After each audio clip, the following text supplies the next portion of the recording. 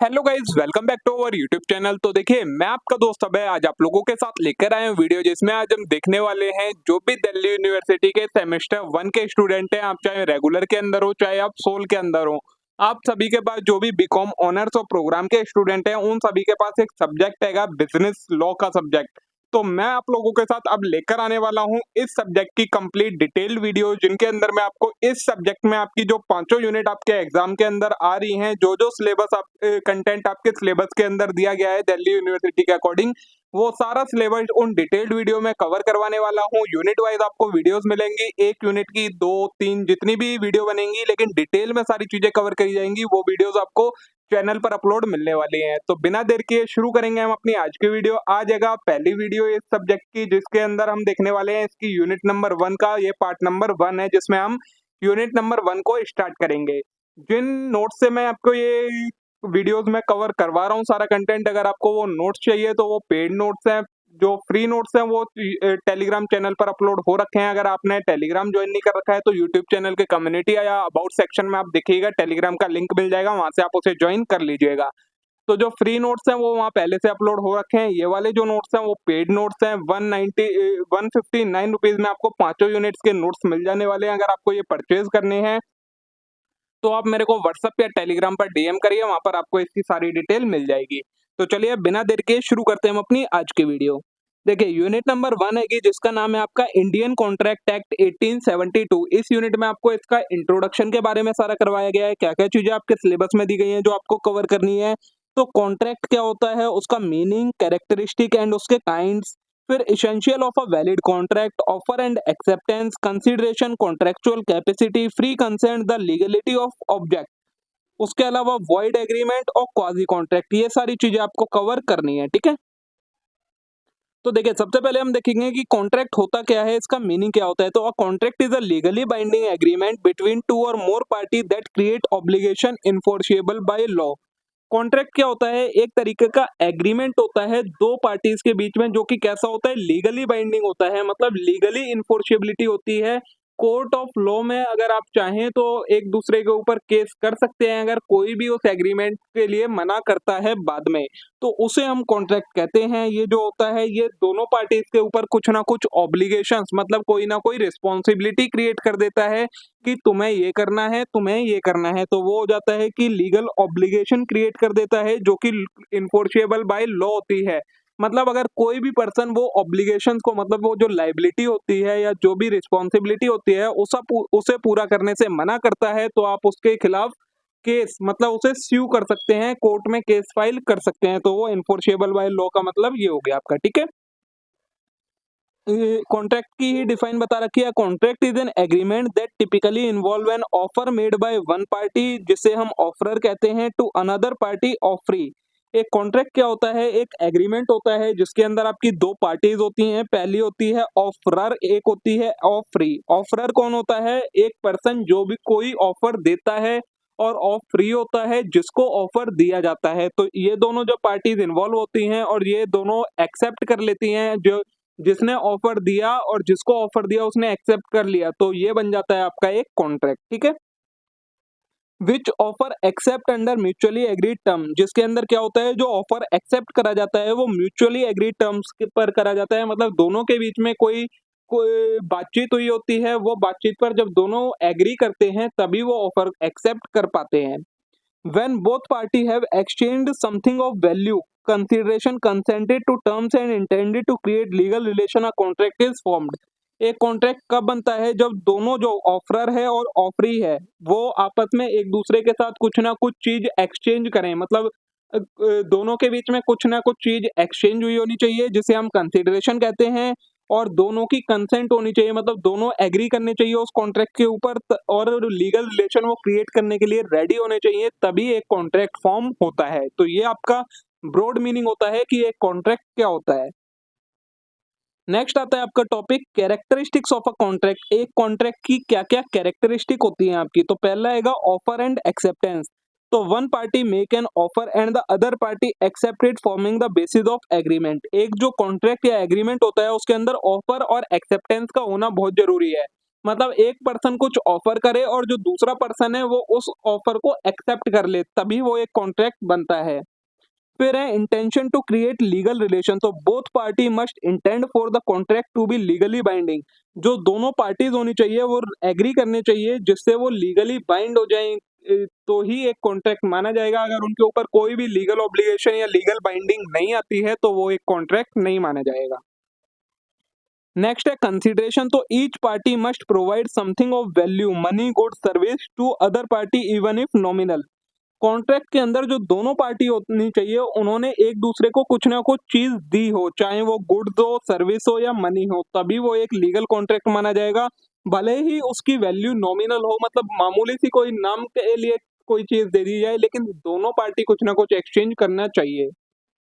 फिर है कैपेसिटी, तो both party must have the legal capacity to enter into a contract. जो दोनों पार्टीज होनी चाहिए उनकी लीगल कैपेसिटी होनी चाहिए, मतलब जो दोनों पार्टी होनी चाहिए वो कॉन्ट्रैक्ट में एंटर करने के लिए एलिजिबल एक तरीके से होनी चाहिए। लीगल कैपेसिटी का मतलब होता है जो उनकी लीगलिटी है, एलिजिबिलिटी है, वो होनी चाहिए। अब कौन कौन लीगल एलिजिबल नहीं होता है या लीगल पार्टी नहीं होती है, तो एक माइनर मतलब 18 साल से कम एज का कोई पर्सन, या फिर मेंटली इनकम्पिटेंट मतलब ऐसा पर्सन जो कि जिसकी मेंटल स्टेट ठीक नहीं है, वो पर्सन किसी कॉन्ट्रैक्ट में एंटर नहीं हो सकता है, वो एलिजिबल नहीं होते हैं और वो लीगल पार्टीज नहीं कहलाते हैं कॉन्ट्रैक्ट के लिए। फिर है कंसेंट, तो both the party must freely consent to terms of contract without duress, fraud or misrepresentation. जो दोनों पार्टीज होनी चाहिए कॉन्ट्रैक्ट के अंदर उनकी कंसेंट कैसी होनी चाहिए, फ्री कंसेंट होनी चाहिए, मतलब उनके ऊपर किसी भी तरीके का प्रेशर नहीं बनाया जाना चाहिए कि हाँ फ्रॉड की वजह से या मिस रिप्रेजेंटेशन की वजह से उन्होंने कॉन्ट्रैक्ट एंटर करा हो, तो ऐसा नहीं होना चाहिए। उनकी जो कंसेंट जो वो एग्री करे टर्म्स के ऊपर वो फ्री कंसेंट होनी चाहिए। फिर है लीगल पर्पस, तो the contract purpose must be legal and not against public policy. जो कॉन्ट्रैक्ट का पर्पस है वो कैसा होना चाहिए, लीगल पर्पस होना चाहिए, अगेंस्ट द पब्लिक पॉलिसी, मतलब कोई भी इलीगल तरीके का कॉन्ट्रैक्ट नहीं होना चाहिए। अगर कोई इलीगल कॉन्ट्रैक्ट है तो वो कॉन्ट्रैक्ट की कैरेक्टरिस्टिक में नहीं आता है और एक वैलिड कॉन्ट्रैक्ट नहीं कहलाता है। ठीक है, इलीगल कॉन्ट्रैक्ट कोई भी फ्रॉड से रिलेटेड या किसी भी चीज से रिलेटेड जो कॉन्ट्रैक्ट होता है वो आपके इलीगल कॉन्ट्रैक्ट में आ जाते हैं। ठीक है, नेक्स्ट है अब हमारा टॉपिक काइंड्स या फिर टाइप्स ऑफ कॉन्ट्रैक्ट की। जो कॉन्ट्रैक्ट होते हैं वो किन किन काइंड्स के होते हैं या उनके क्या क्या टाइप्स होते हैं। तो कॉन्ट्रैक्ट के कई सारे टाइप्स होते हैं। पहला होता है बेस्ड ऑन फॉर्मेशन, जो हम कॉन्ट्रैक्ट बनाते हैं उनके बेसिस पर दो टाइप के कॉन्ट्रैक्ट हैं। पहला है एक्सप्रेस कॉन्ट्रैक्ट, दूसरा है इम्प्लाइड कॉन्ट्रैक्ट। एक्सप्रेस कॉन्ट्रैक्ट क्या होता है, terms of agreement are explicitly stated either orally or in writing.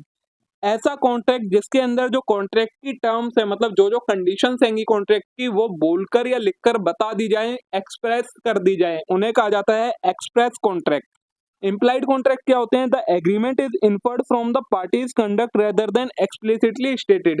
ऐसा कोई कॉन्ट्रैक्ट जो कि किस वजह से फॉर्म हो जाए, पार्टी के एक्शंस की वजह से, पार्टी की परफॉर्मेंस की वजह से कोई कॉन्ट्रैक्ट बन जाए, उसे कहा जाता है आपका इम्प्लाइड कॉन्ट्रैक्ट। ठीक है, सेकंड बेसिस होता है बेस्ड ऑन एग्जीक्यूशन। उन कॉन्ट्रैक्ट को हम कैसे परफॉर्म करते हैं उसके बेसिस पर दो तरीके के होते हैं, executed and executory contract. Executed contract क्या होते हैं, all party have fulfilled their obligation. जो भी पार्टीज की ऑब्लिगेशन है, पार्टीज ने अपनी उन ऑब्लिगेशंस को फुलफिल कर दिया है, मतलब जो जो वर्क उन्हें कॉन्ट्रैक्ट के अंदर करना था, जो उनकी रिस्पॉन्सिबिलिटी थी, वो उन्होंने पूरी कर दी है, तो वो एग्जीक्यूटेड कॉन्ट्रैक्ट कहलाता है। एग्जीक्यूटरी क्या होता है, some or all obligation are yet to be fulfilled. किसी पार्टी ने या कुछ ऑब्लिगेशंस अभी पूरी होनी बाकी है, मतलब जो कुछ काम था या कुछ रिस्पॉन्सिबिलिटीज थी कॉन्ट्रैक्ट के अंदर, वो अभी परफॉर्म होनी बाकी हैं, पूरी तरह से कंप्लीट नहीं हुई है, तो ऐसे कॉन्ट्रैक्ट को हम एग्जीक्यूटरी कॉन्ट्रैक्ट कहेंगे। ठीक है, नेक्स्ट आता है हमारा बेस्ड ऑन वैलिडिटी। वैलिडिटी के बेसिस पर हमारे पास तीन तरीके के कॉन्ट्रैक्ट होते हैं, वैलिड कॉन्ट्रैक्ट, वॉइड कॉन्ट्रैक्ट या वॉइडेबल कॉन्ट्रैक्ट। वैलिड कॉन्ट्रैक्ट क्या होते हैं, meet all legal requirement and is enforceable in court. ऐसे कॉन्ट्रैक्ट जो कि सारी जो भी लीगल रिक्वायरमेंट होती हैं कॉन्ट्रैक्ट फॉर्म करने के लिए, वो सारी लीगल रिक्वायरमेंट को फुलफिल करें, उसके अलावा वो इन्फोर्सेबल हो कोर्ट ऑफ लॉ में, मतलब अगर हम चाहें तो कोर्ट ऑफ लॉ के अंदर उसके लिए केस वगैरह कर सकें, इन्फोर्सेबल वो लॉ के अंदर हो, तो ऐसे कॉन्ट्रैक्ट को वैलिड कॉन्ट्रैक्ट कहा जाता है। ठीक है, दूसरे तरीके के होते हैं हमारे वॉइड कॉन्ट्रैक्ट। तो वॉइड कॉन्ट्रैक्ट क्या होते हैं, ऐसे कॉन्ट्रैक्ट जिनके अंदर जो इसेंशियल एलिमेंट्स होते हैं कॉन्ट्रैक्ट के लिए, जो भी कॉन्ट्रैक्ट के लिए इसेंशियल एलिमेंट्स की जरूरत होती है वो एलिमेंट्स प्रेजेंट नहीं होते हैं और ना ही उन्हें हम कोर्ट ऑफ लॉ के अंदर इन्फोर्स कर सकते हैं, तो ऐसे कॉन्ट्रैक्ट को हम वॉइड कॉन्ट्रैक्ट कहते हैं। ठीक है। थर्ड टाइप का आता है आपका वॉइडेबल कॉन्ट्रैक्ट। तो one party has the option to enforce और cancel the contract due to certain circumstances. ऐसे कॉन्ट्रैक्ट जिसके अंदर किसी एक्शन या किसी परफॉर्मेंस की वजह से क्या हो जाता है, एक पार्टी मतलब दो पार्टी होती है, उनमें से एक पार्टी के पास ऑप्शन आ जाता है कि वो चाहे तो कॉन्ट्रैक्ट को परफॉर्म कर सकती है और चाहे तो उसके लिए मना कर सकती है। तो ऐसे कॉन्ट्रैक्ट जिसमें एक पार्टी के पास ऑप्शन आ जाए कि कॉन्ट्रैक्ट परफॉर्म करना है या नहीं करना, ऐसे कॉन्ट्रैक्ट को हम क्या कहते हैं, ऐसे कॉन्ट्रैक्ट को हम कहेंगे वॉइडेबल कॉन्ट्रैक्ट। ठीक है।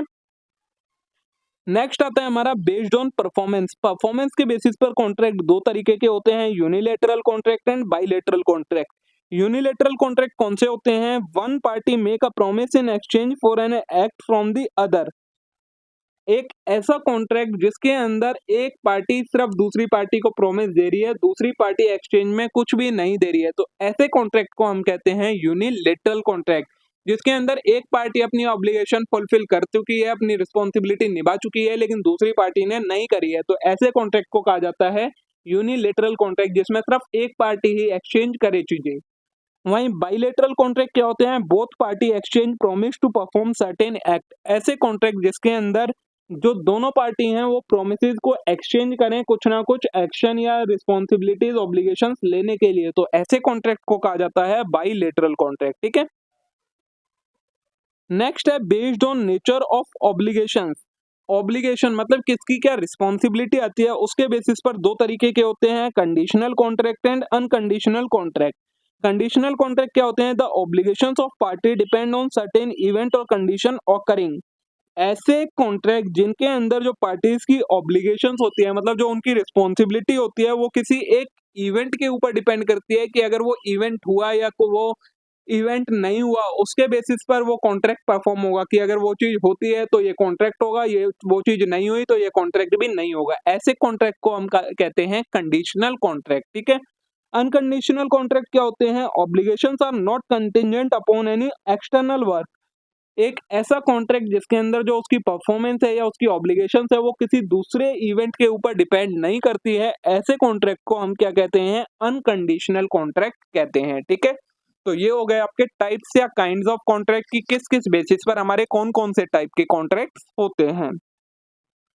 अब नेक्स्ट टॉपिक है हमारा essentials of a valid contract, की अगर एक कॉन्ट्रैक्ट है उसे अगर हमें वैलिड कॉन्ट्रैक्ट कहना है तो उसके लिए क्या क्या चीजें होनी जरूरी है, तभी वो एक वैलिड कॉन्ट्रैक्ट बनेगा।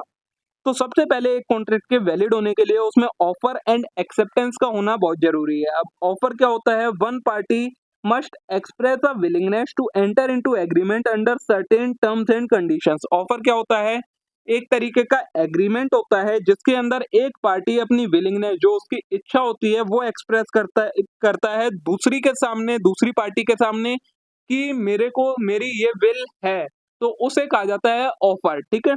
अब एक्सेप्टेंस क्या होती है? द अदर पार्टी, जिसे हम ऑफरी कहते हैं, must unconditionally agree to terms of the offer. अब जो ऑफर दिया गया है, जो दूसरी पार्टी है, वो उस ऑफर में चेंज किए बिना सीधा सीधा उस ऑफर को अगर एक्सेप्ट कर लेती है, मतलब उस ऑफर की टर्म्स के लिए एग्री कर जाती है, तो उस चीज को ही एक्सेप्टेंस कहा जाता है। The acceptance must mirror the terms of offer known as mirror image rule. जो एक्सेप्टेंस होनी चाहिए वो उस ऑफर की सेम टर्म्स के लिए होनी चाहिए। अगर टर्म्स में कोई चेंज करके उसके लिए एग्री करा जाता है तो वो एक वैलिड कॉन्ट्रैक्ट नहीं माना जाएगा या वैलिड एक्सेप्टेंस नहीं मानी जाती है। ऑफर में जो टर्म्स बताई गई, अगर उन्हीं टर्म्स को एज इट इज एग्री कर लिया गया तो वो एक वैलिड एक्सेप्टेंस बन जाती है आपकी। ठीक है।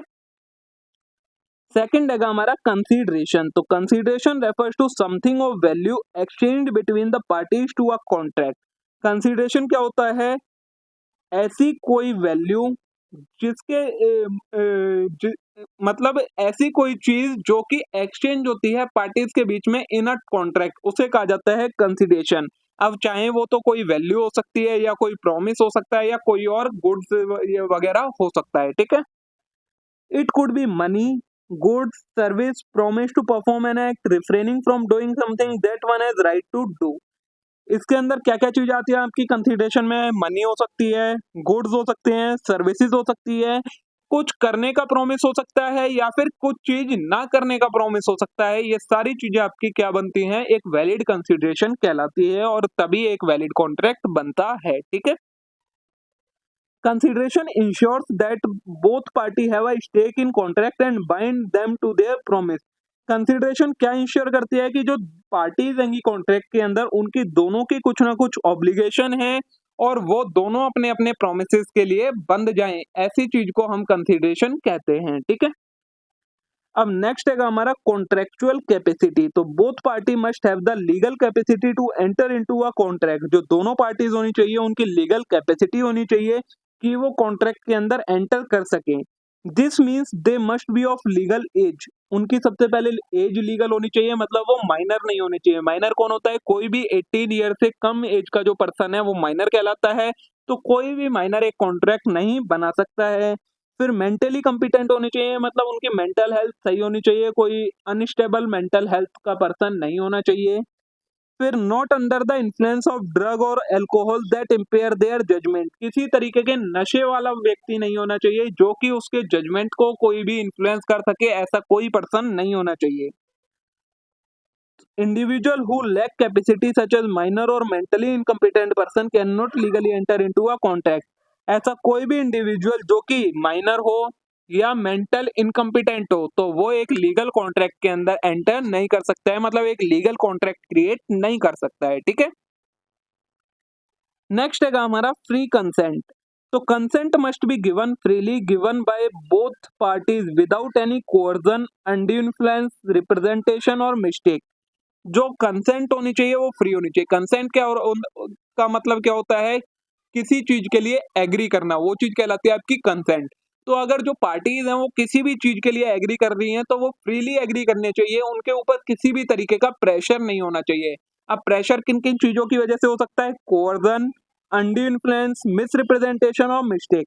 कोअर्जन क्या होता है? जबरदस्ती का, मतलब धमका कर कोई काम करवाया जाना, वो कहलाता है आपका कोअर्जन। अनड्यू इन्फ्लुएंस का मतलब होता है आप किसी ऐसी ऊंची पोस्ट पर हैं या किसी पोजीशन पर हैं कि आप अपने नीचे वाले पर्सन को डोमिनेट कर सकते हैं, उसको इन्फ्लुएंस कर सकते हैं कि वो आपके कहने पर कोई काम करे, उसे कहा जाता है अनड्यू इन्फ्लुएंस। मिस रिप्रेजेंटेशन मतलब कोई चीज गलत है, आपको पता है वो गलत है फिर भी आप उसको सही करके बता रहे हैं, वो कहलाता है मिस रिप्रेजेंटेशन। मिस्टेक तो गलती से कोई आपने कोई चीज गलती से बता दी और उसकी वजह से कोई पर्सन इन्फ्लुएंस हो गया तो वो कहलाता है आपका मिस्टेक। ठीक है। तो इन सारी चीजों की वजह से कोई भी कंसेंट नहीं दी जानी चाहिए, तभी वो एक वैलिड कॉन्ट्रैक्ट का पार्ट बनती है। Both party must enter into contract voluntarily and with a clear understanding of its terms and implication. जो दोनों पार्टीज होनी चाहिए वो कॉन्ट्रैक्ट के अंदर वॉलेंटरली, मतलब अपनी इच्छा से एंटर करने चाहिए और उनके बीच में जो टर्म्स और कंडीशंस हो या फिर इम्प्लीकेशंस हो उस कॉन्ट्रैक्ट की, मतलब उसका क्या रिजल्ट हो सकता है, इन सारी चीजों के बारे में सारी चीजें क्लियर होनी चाहिए। Consent obtained through fraud, force और threat make the contract voidable. ऐसी कंसेंट जो कि फ्रॉड की वजह से, जबरदस्ती, फोर्स की वजह से या थ्रेट, धमका कर ली जाती है कंसेंट, तो वो एक वॉइडेबल कॉन्ट्रैक्ट क्रिएट कर देते हैं, वो एक वैलिड कॉन्ट्रैक्ट नहीं बनता है। ठीक है। नेक्स्ट है हमारा लीगलिटी ऑफ ऑब्जेक्ट। तो the purpose and object of the contract must be legal. Contract with illegal objective, example committing a crime, promoting legal activity or against public policy. Contract promoting corruption are not enforceable in court of law. क्या बोला है? जो contract होने चाहिए उनका जो purpose या object हो, ऑब्जेक्ट का मतलब भी वही होता है, पर्पस हो जो कॉन्ट्रैक्ट का वो कैसा होना चाहिए? लीगल होना चाहिए।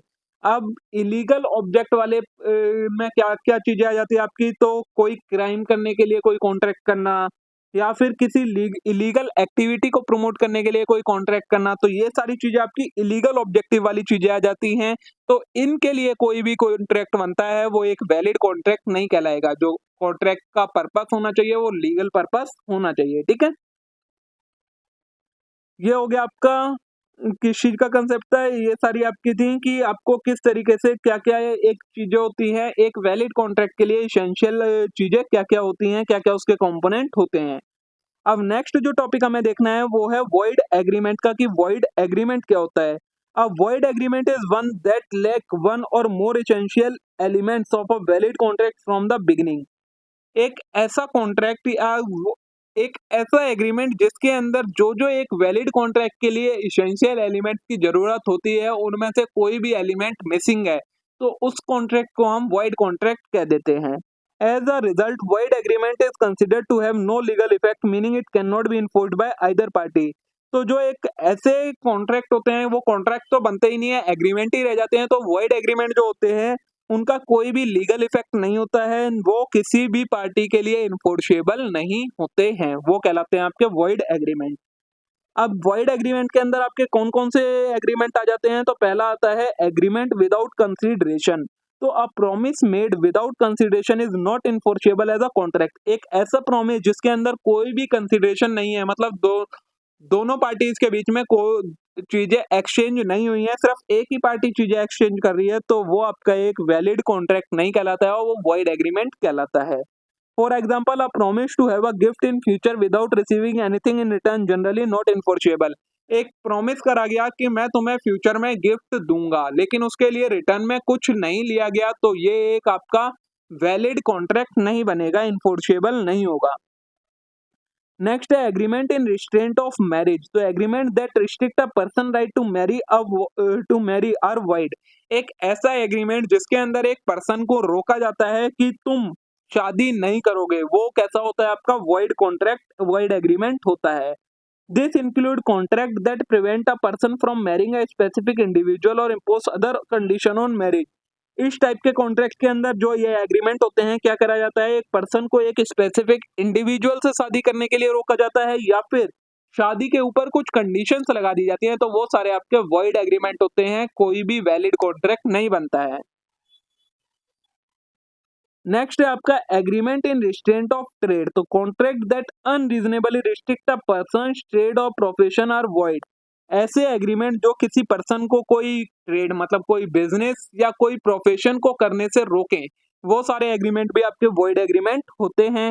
However a responsible non competent agreement which are limited in scope and duration may be enforceable. लेकिन एक ऐसा कॉन्ट्रैक्ट, ऐसा एग्रीमेंट जिसके अंदर रीजनेबल टाइम के लिए किसी पर्सन को कोई ट्रेड या प्रोफेशन के लिए रोका जाता है, वो आपका वॉइड नहीं होता है, क्योंकि कई सारे लॉज में भी एक रीजनेबल टाइम के लिए किसी पर्सन को रोकना वैलिड माना गया है। ठीक है। नेक्स्ट है agreement contrary to public policy. तो contract that promote illegal activity are injurious to public interest. ऐसे कॉन्ट्रैक्ट जो कि इलीगल एक्टिविटीज को प्रमोट करते हैं, वो पब्लिक इंटरेस्ट के लिए इंजूरियस मतलब खतरनाक होते हैं। ऐसे कॉन्ट्रैक्ट जो पब्लिक पॉलिसी को वायलेट करते हैं, वो सारे कैसे होते हैं, वॉइड एग्रीमेंट ही वो भी होते हैं। जैसे कि contract to commit a crime और to defraud someone are void. किसी को के साथ फ्रॉड करना या फिर कोई क्राइम करना, ये सारे आपके वॉइड एग्रीमेंट में आ जाते हैं। नेक्स्ट है agreement by person disqualified by law. तो certain individual such as minor person declared mentally incompetent may lack the legal capacity to enter into contract. Contract entered into by such person may be void और voidable. कुछ individuals को law ने ही incompetent बताया है, जैसे कि minor को या फिर मेंटली इनकम्पिटेंट पर्सन को लॉ ने इनएलिजिबल या फिर इलीगल एक तरीके से बताया है कि ये किसी भी तरीके के कॉन्ट्रैक्ट में एंटर नहीं कर सकते। फिर भी अगर ये कोई कॉन्ट्रैक्ट करते हैं तो इनके द्वारा किया गया वो कॉन्ट्रैक्ट या तो वॉइड हो जाएगा या वॉइडेबल हो जाएगा, वो वैलिड कॉन्ट्रैक्ट नहीं बनेगा। ठीक है। तो ये हो गया आपका ये टॉपिक खत्म कि कंसीडरेशन का क्या होता है, वॉइड एग्रीमेंट में क्या क्या चीजें आपकी जरूरी होती हैं और कौन कौन से एग्रीमेंट्स को हम वॉइड एग्रीमेंट कह देते हैं। ठीक है। अब नेक्स्ट है हमारा जो टॉपिक है वो बचा है इस यूनिट में, बहुत छोटी सी यूनिट है, लास्ट टॉपिक बचा है क्वाजी कॉन्ट्रैक्ट का। तो a quasi contract is not a actual contract but a legal remedy that allow court to create a contractual obligation between party in absence of true contract. Quasi contract actual contract नहीं होते हैं, ये दो parties के बीच में नहीं होते हैं, लेकिन लॉ के द्वारा मतलब लॉ क्या करता है, पार्टीज के ऊपर ऑब्लिगेशन डाल देता है कि हाँ तुम्हारे के साथ ये कॉन्ट्रैक्ट हो गया है और तुम्हें ये कॉन्ट्रैक्ट परफॉर्म करना है। तो ऐसे कॉन्ट्रैक्ट को क्वाजी कॉन्ट्रैक्ट कहा जाता है। Quasi contract are based on principle of fairness and equity to prevent unjust enrichment of one party at expense of another. Quasi contract किस पर, फेयरनेस के प्रिंसिपल पर और इक्विटी मतलब इक्वलिटी के प्रिंसिपल बेस होते हैं, जिसका मोटिव क्या होता है कि किसी भी एक पार्टी का कोई अनजस्ट फायदा ना हो जाए दूसरे पार्टी के खर्चे की वजह से, तो उस टाइप के कॉन्ट्रैक्ट को क्वाजी कॉन्ट्रैक्ट कहा जाता है। अब इसके अंदर क्या क्या होता है, सबसे पहले तो इम्प्लाइड प्रॉमिस होता है। तो a quasi contract arise when one party confer a benefit on another party with the expecting of being compensated for that benefit. Quasi contract कब बनता है, जब एक पार्टी को कुछ बेनिफिट मिल जाए और दूसरी पार्टी की गलती की वजह से या किसी भी वजह से दूसरी पार्टी से मिस्टेक हो गई, उस वजह से किसी दूसरी पार्टी पहली पार्टी को बेनिफिट मिल जाए। अब दूसरी पार्टी क्या चाहती है कि वो जो पहली पार्टी को बेनिफिट मिला है वो उसके बदले में दूसरी पार्टी को कंपनसेट कर दे। तो ऐसे टाइप के जो कॉन्ट्रैक्ट होते हैं वो क्वाजी कॉन्ट्रैक्ट होते हैं। फिर नो एक्चुअल एग्रीमेंट, इनके अंदर कोई भी एक्चुअल एग्रीमेंट नहीं होता है। तो unlike traditional contract, quasi contract does not require mutual consent of formal agreement. Quasi contract form होने के लिए आपको म्यूचुअल एग्रीमेंट की भी जरूरत नहीं पड़ती है और ना ही इनके अंदर फॉर्मल एग्रीमेंट बनते हैं, क्योंकि ये लॉ के द्वारा इम्पोज करे जाते हैं। नेक्स्ट आता है लीगल रेमेडी क्या क्या होती है। तो कोर्ट में enforce quasi contract to prevent one party from unjust retaining a benefit received from another party without paying for it. Court करती है ये क्वाजी कॉन्ट्रैक्ट इन्फोर्स, क्योंकि कोर्ट का क्या मोटिव होता है कि जिस पार्टी को बेनिफिट मिल गया है वो दूसरी पार्टी को उसके लिए कंपनसेट कर दे कि उसकी किसी गलती की वजह से दूसरी पार्टी को बेनिफिट मिल गया है और अब वो उसे पे कर दे, कंपनसेट कर दे। तो ये इसका मोटिव होता है, इसलिए कोर्ट इन्हें इन्फोर्स करता है। To stabilise a quasi contract the following element generally must be present. एक क्वाजी कॉन्ट्रैक्ट स्टेबलाइज करने के लिए क्या क्या होना चाहिए। The plaintiff conferred a benefit on the defendant, एक पार्टी का दूसरी पार्टी की वजह से कुछ फायदा होना चाहिए। द डिफेंडेंट नोइंगली एक्सेप्टेड और रिटेन द बेनिफिट, जो दूसरी पार्टी है उसे बेनिफिट के बारे में पता लग गया है कि उसका नहीं है, लेकिन उसने फिर भी उसे ले लिया है बेनिफिट को। फिर under the circumstance it would be unjust for the defendant to retain the benefit without compensating. तो अब क्या करना होगा, जिस पार्टी ने बेनिफिट ले लिया है वो दूसरी पार्टी को उसके लिए कंपनसेट कर देगी। ठीक है, एग्जाम्पल दिया है आप इसे। If a contractor mistakenly deliver material to wrong construction site and the material are used. एक जो कॉन्ट्रैक्टर है उसने गलत साइट पर मटेरियल डिलीवर कर दिया है, कहीं और डिलीवर करना था, उसने दूसरी जगह पर पहुंचा दिया है कंस्ट्रक्शन साइट पर, और उस कंस्ट्रक्शन साइट पर उस मटेरियल का यूज कर लिया गया है। द कॉन्ट्रैक्टर में seek payment from the property owner under a quasi contract theory. तो क्वाजी कॉन्ट्रैक्ट के अकॉर्डिंग क्या है, जिस साइट पर वो मटेरियल कंज्यूम कर लिया गया है, यूज कर लिया गया है, उसका जो ऑनर है वो उस मटेरियल के लिए कॉन्ट्रैक्टर को पेमेंट करेगा। This is because the property owner received a benefit which were used and it would be unjust for owner to retain the material without compensating the contractor। ऐसा क्यों है, क्योंकि जो ओनर है उसने मटेरियल यूज कर लिया है तो अब उसे कॉन्ट्रैक्टर को उसके लिए पे करना पड़ेगा।